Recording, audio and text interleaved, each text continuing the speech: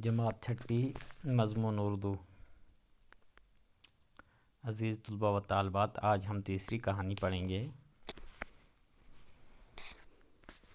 یعنی تیسری حکایات۔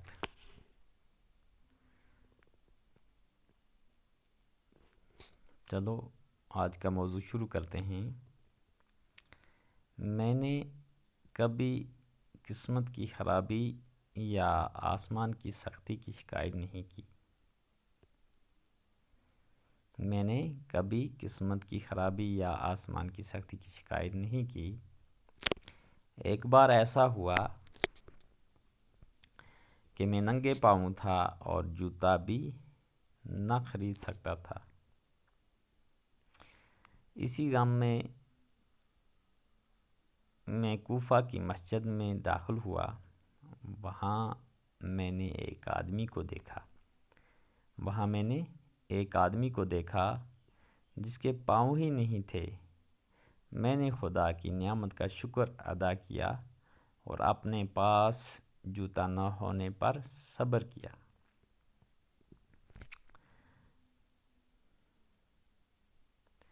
عزیز طلباء، آج کی ہماری اس کہانی میں ہمیں یہ سبق ملتا ہے کہ اللہ کی دی ہوئی نعمتوں پہ ہمیں شکر ادا کرنا چاہیے۔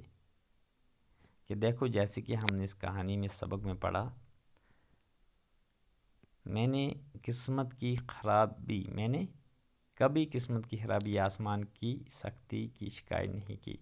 یعنی جو اللہ نے مقدر میں لکھا ہے، جو تقدیر میں لکھا ہے، میں نے اس کی کبھی شکایت نہیں کی۔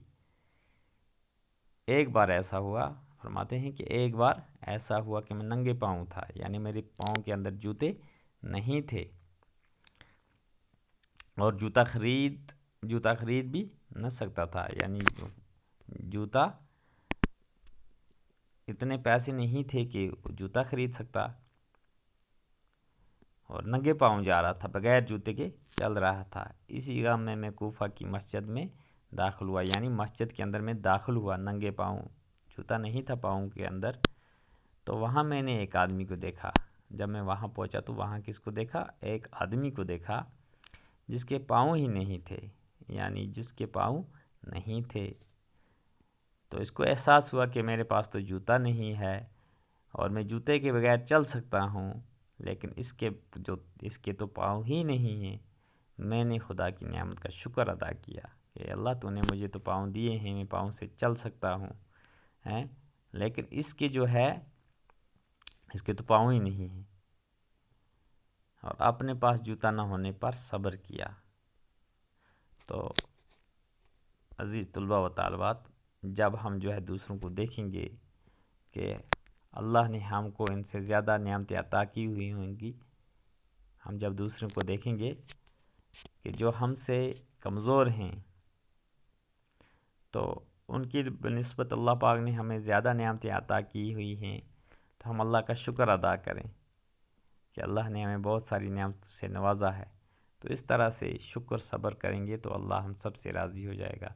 تو اس طرح سے آج کے ہمارے سبق سے ہمیں یہ پتہ چلا، اس کہانی سے یہ سبق ملا کہ ہمیں صبر کرنا چاہیے اور اللہ کا شکر کرنا چاہیے۔